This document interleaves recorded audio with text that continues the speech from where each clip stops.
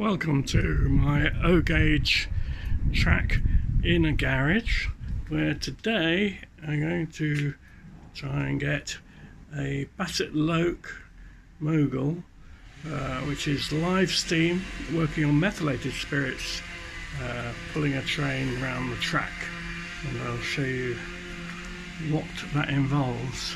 So here is the engine in question. It's as I said, methylated spirit fired, and we start off by oiling, filling the boiler with water, and then filling the spirit burner with methylated spirits. So first things first, going to take the smoke box off where the condensing oil drum is situated.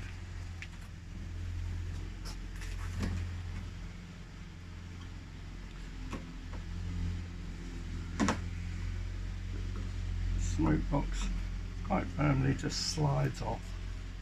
And you can see the drum. So I'll undo these screws here,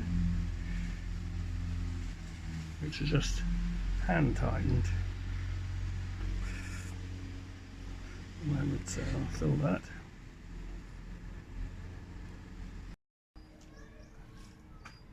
The oil reservoir is now full, and so I'll replace the smoke box there. Okay, next job is to fill the boiler, and the official instructions say fill the boiler with 2.5 measures, but the reality is you want to fill the boiler till it's almost full, leaving a gap to stop priming when you first start. The danger is with all these engines is running out of water before the fire, which in this case is methylated spirit.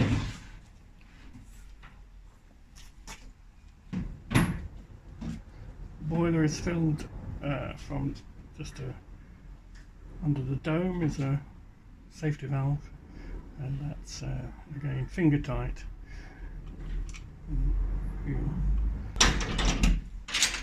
So I'll just fill the boiler with water.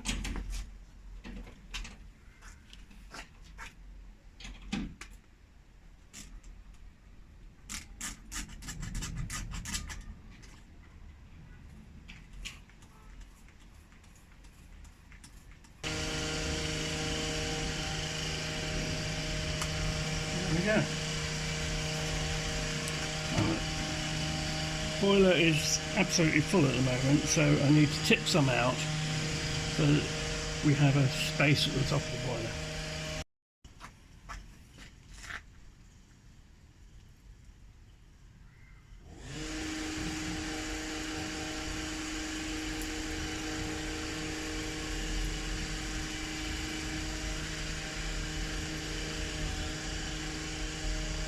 The last thing is to put spirit in the spirit burner.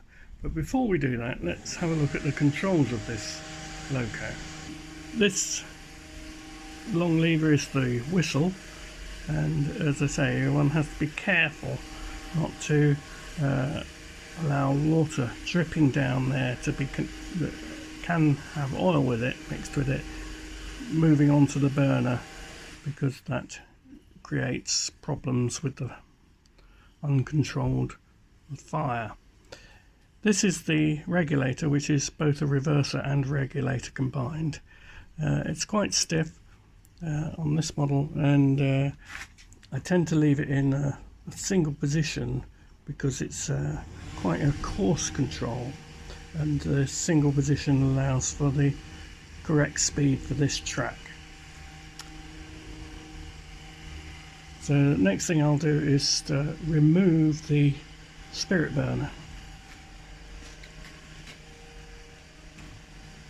It's clipped on the underside here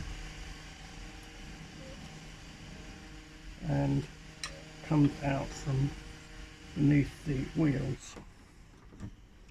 spirit burner has a reservoir at one end and a small wick here which has to protrude only 1/8 of an inch or so above the brass tube, and that will have the correct flame which will heat the right amount to vaporize the and keep a good flame on the burner. So this wick is quite critical in how much it protrudes as to how fierce the flame is on the burner. So the first thing to do is to fill it up with methylated spirit. And again, a finger tight screw on the top there, and I'll do that now. Okay, so I've cleaned around everywhere to wipe off any surplus oil and around the back here, because this stuff is really flammable, and what makes it kind of more dangerous is that it burns with a blue flame that you can't easily see. So I'll just fill this reservoir. Yeah. So it flows, but it evaporates very quickly. And one of the problems is that you can't extinguish the flame except by covering it with a cloth or damp cloth, something like that, to keep the oxygen out. You can't spray it with water or anything. So I'm going to wipe off any surplus methylated spirit, because as soon as that sees a light it will set fire and becomes difficult to manage.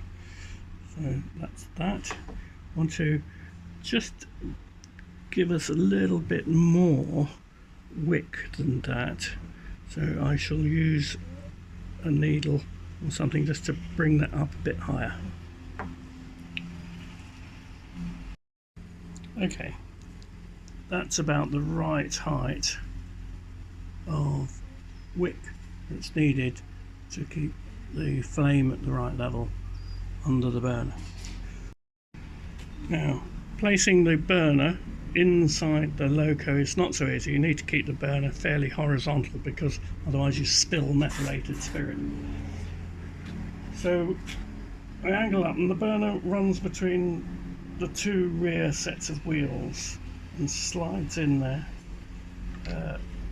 Make sure the clip is completely back, because that gets in the way otherwise, and quite a tricky arrangement, to be honest.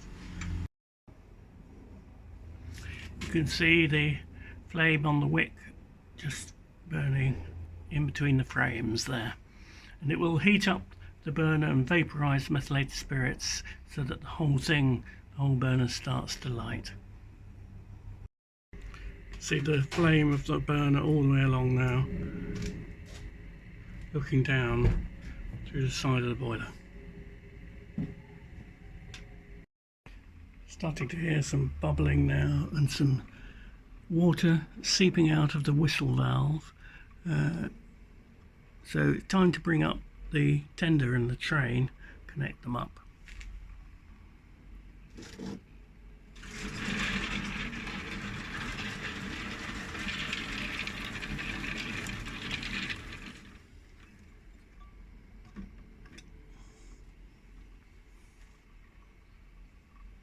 Also a good time to oil the motion. Make sure that all of the working parts have some oil on them. Very important. When the engine first starts, it will spurt out water and oil through the chimney as the temperature of the cylinders gets up to proper working temperature, and all the condensate is pushed through. So it needs some help just to start it. You can see it's wanting to go now. I'll just give it a little nudge, see if it starts. It is going to start. There we go.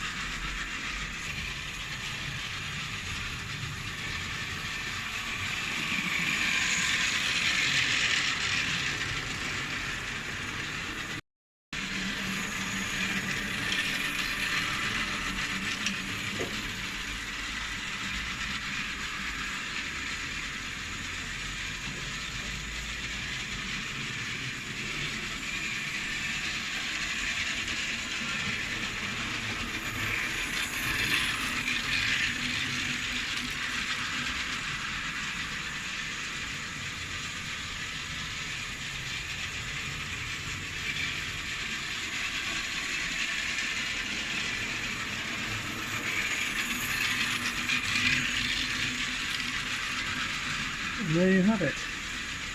Run now constantly with speed for 5-10 minutes, maybe even 15 minutes.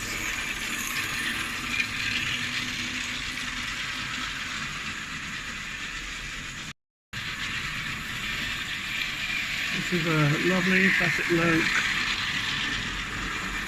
Mogul model, and it's fairly, well, a robust design really, fairly coarse scale. It runs nicely, beautifully designed for the job, which is really for a garden railway. O-gauge. It runs very sweetly around my oval track in the garage.